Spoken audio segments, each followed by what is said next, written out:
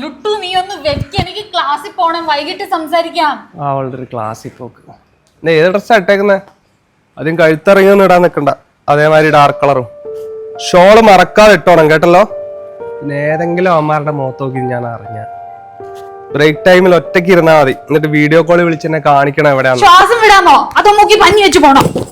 മോളെ, എനിക്ക് ഈ പെണ്ണുങ്ങൾ ഒച്ചയെടുക്കണമെന്ന് കേട്ടാലേ കാരണം പൊളിക്കാൻ തോന്നും. നീയേ ഞാൻ പറയണത് അങ്ങോട്ട് കേട്ടാ മതി, കൂടുതൽ ഡയലോഗൊന്നും അടിക്കണ്ട. അല്ലെ നീ ഇന്ന് ക്ലാസ്സിൽ പോകണ്ട. ലുട്ടു എനിക്കിന്ന് പ്രാക്ടിക്കൽ എക്സാം ഉള്ളൂ, നീ ഒന്ന് വെക്ക്. നിനക്ക് ആണുങ്ങൾ ആരെങ്കിലും ഫ്രണ്ട്സ് ഉണ്ടോ? ഇല്ല.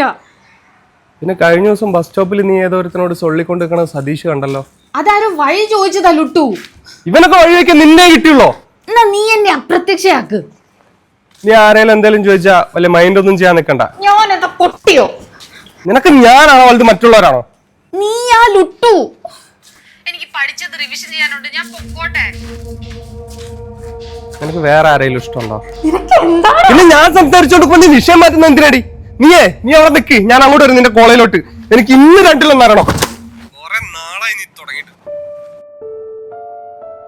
ഇന്നത്തെ ദിവസവും പോയി, സാരമില്ല, ഇതിപ്പോ പതിവായില്ല.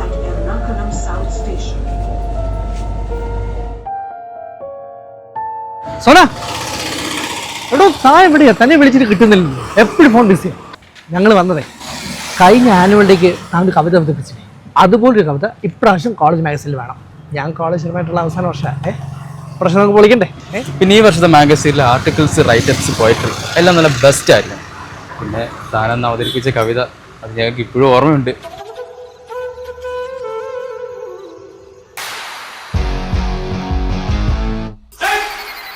എന്താടോ ബുദ്ധിമുട്ടാവോ?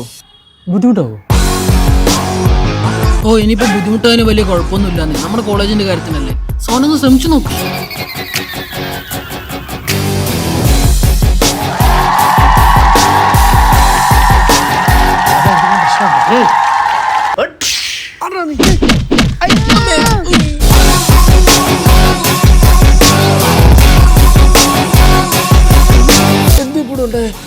കാറ്റ് പോലെ എന്തോ വന്നുപോയി.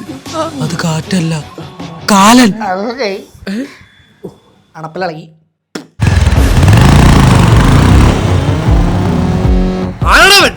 ഓരോണെങ്കിലും അവൻ തീർന്നു. നമ്മുടെ നാട്ടിൽ വന്ന് നമ്മുടെ പിള്ളേർ തുറന്ന പിള്ളേരെ